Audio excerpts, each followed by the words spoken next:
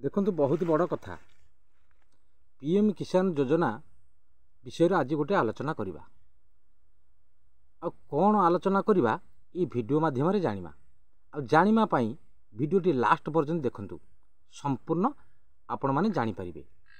जदि आम चैनल को नुआ करी आछंती वीडियोटी रे गोटे लाइक करिवे आ सब्सक्राइब करिवे, बेल आइकन को दबे ऑल उपरे क्लिक करिवे। चलंतु संपूर्ण वीडियोटी आरंभ करिबा। द्वितीय कैबिनेट बैठक रे आमर माननीय मुख्यमंत्री श्रीजुक्त मोहन चरण माझी बहुत बड़ घोषणा करिसेंती। द्वितीय कैबिनेट बैठक रे माननीय मुख्यमंत्री श्रीजुक्त मोहन चरण माझी बहुत बड़ घोषणा करिसेंती। पीएम किसान योजना योग्य चाषी माने पीएम किसान योजना रे योग्य चाषी माने सामिल हेबे बोली द्वितीय कैबिनेट बैठक रे बहुत बड़ घोषणा करिसेंती आम माननीय मुख्यमंत्री श्रीजुक्त मोहन चरण माझी। योग्य चाषी मानकु पीएम किसान योजना रे सामिल करा जिवो बोली बहुत बड़ घोषणा करिसेंती आम राज्य सरकार।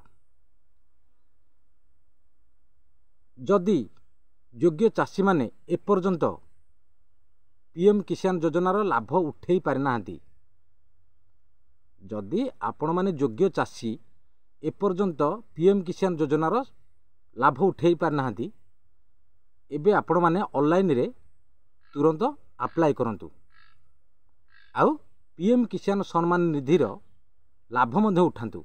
आपण माने योग्य चाषी मध्य हेई परिबे। आपण माने ऑनलाइन रे अप्लाई करंतु आ पीएम किसान सम्मान निधिर लाभ मध्य उठांतु। योग्य चाषी मध्य हेई परिबे आपण माने। ए जून मास 18 तारिख रे केंद्र सरकार इलेक्शन पर डीबीडी माध्यम रे 2000 टंका प्रदान करथिले चाषी अकाउंट को। डीबीडी माध्यम रे बैंक अकाउंट को ट्रांसफर करथिले 2000 टंका इलेक्शन पर।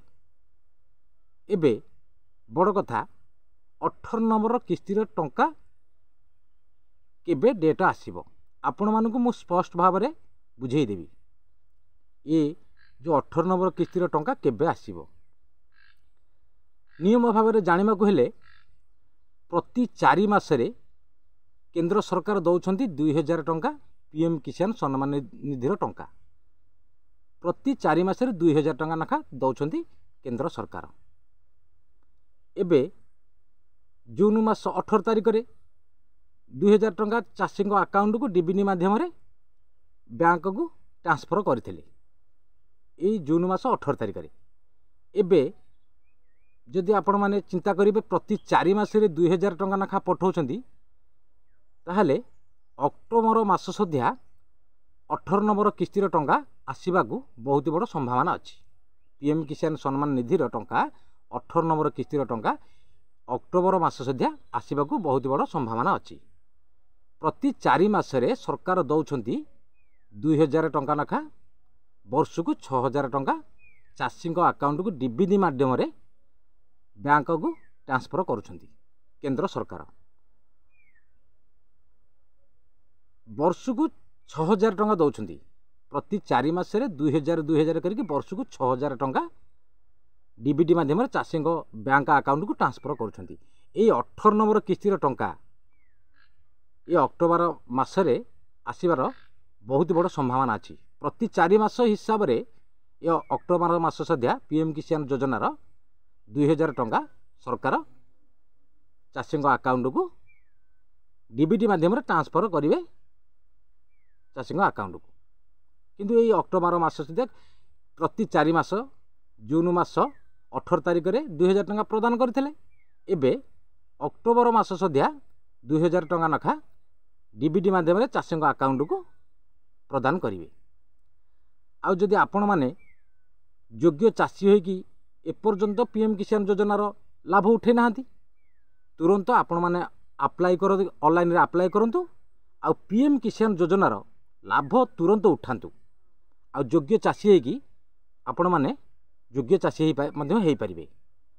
द्वितीय कैबिनेट बैठक में माननीय मुख्यमंत्री बहुत बड़ घोषणा करछंती पीएम किसान योजना रे योग्य चाषी मानक सामिल करेंगे बोली द्वितीय कैबिनेट बैठक में आम राज्य सरकार बहुत बड़ घोषणा करछंती।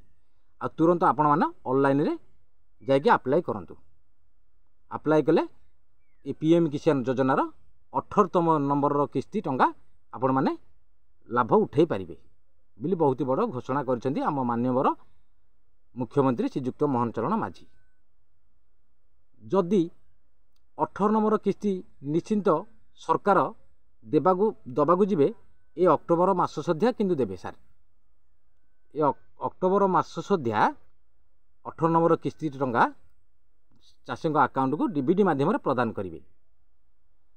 आ जो भाई मैंने प्रकृत में योग्य चाषी अच्छा तुरंत अप्लाई करूँ आ पीएम किसान योजनार लाभ उठातु। आ जदि भिडियोटी भल लगी थाए गोटे लाइक करेंगे आ सब्सक्राइब करेंगे बेल आइकन को दबाई ऑल उपरे क्लिक करेंगे। रहिली नमस्कार जय जगन्नाथ।